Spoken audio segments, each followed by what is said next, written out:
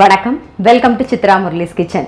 இன்னைக்கு நாம வந்து பொட்டு கடலை வடை எப்படி பண்ணுறதுன்னு பார்க்க போகிறோம். அதுக்கு என்ன வேணுங்கிறத சொல்கிறேன் பாருங்கள். இது வந்து பொட்டு கடலை, அதாவது ரோஸ்டட் கிராம்னு சொல்லுவோம் இல்லையா, அது வந்து 1 கப்பு.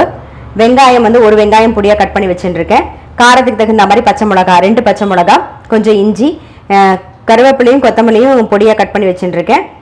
2 டேபிள் ஸ்பூன் வந்து அரிசி மாவு, கேரட் கொஞ்சம் துருவினது, உப்பு, அப்புறம் கொஞ்சம் பெருங்காயம் சேர்க்க போகிறோம்.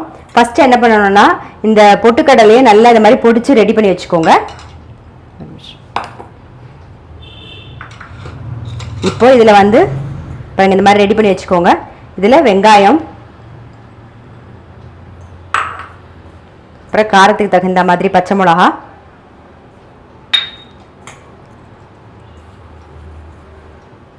உப்பு வந்து வேணுங்கிற அளவுக்கு சேர்த்துக்கோங்க. அப்புறம் இஞ்சி, அரிசி மாவு எல்லாத்தையுமே ஒன்றா போட்டு நல்லா மிக்ஸ் பண்ணிக்கோங்க. அப்புறம் தண்ணி தெளிச்சுட்டு வடை பதத்துக்கு நம்ம பிசைஞ்சுட்டு தட்ட போகிறோம், அவ்வளோதான். ஏன்னா இந்த கேரட்டில் கொஞ்சம் தண்ணி இருக்கும், வெங்காயத்தில் கொஞ்சம் தண்ணி இருக்கும் இல்லையா, ஸோ எல்லாம் சேர்ந்து நல்லா முதல்ல பிசைஞ்சிடுறோம்.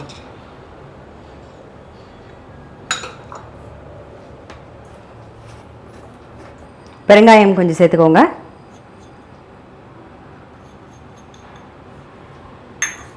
இப்போ பாருங்க, நல்லா பிசைஞ்சிட்டோம். இப்போ வேணுங்கிற அளவுக்கு தண்ணி தெளிச்சுட்டு பிசைஞ்சுக்கோங்க.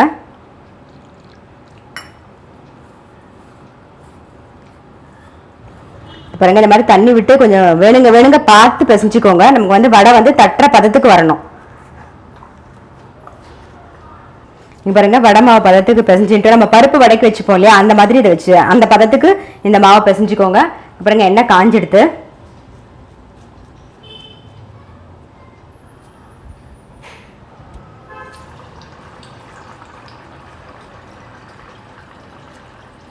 நான் ஏற்கனவே வந்து கடாயில் வந்து எண்ணெய் காய வச்சு வச்சுருந்தேன்.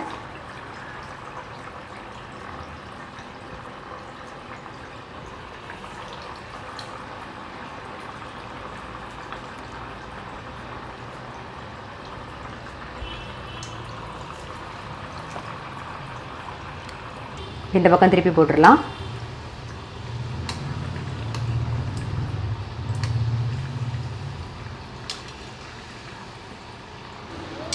பாருங்க, நல்லா 2 பக்கமும் கோல்டன் கலரில் ஆகிடுத்து. நம்ம எடுத்துருவோம்.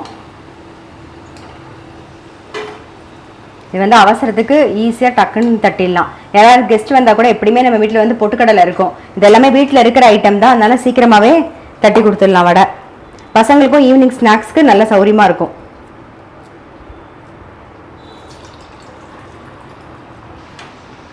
பாருங்க, நம்ம அடுத்த ஏடும் போட்டுட்டோம். இந்த மாதிரி எல்லா வடையும் தட்டி எடுத்துக்கோங்க. நம்மளுடைய பொட்டுக்கடலை வடை ரெடி ஆகிடுது. கண்டிப்பாக உங்கள் வீட்டில் ட்ரை பண்ணி பாருங்கள். அது மட்டும் இல்லை, சித்ரா முரளிஸ் கிச்சனை சப்ஸ்கிரைப் பண்ணலைன்னா கண்டிப்பாக சப்ஸ்கிரைப் பண்ணி வச்சுக்கோங்க. நான் அடுத்த ரெசிபியோடு உங்களை சந்திக்கிறேன்.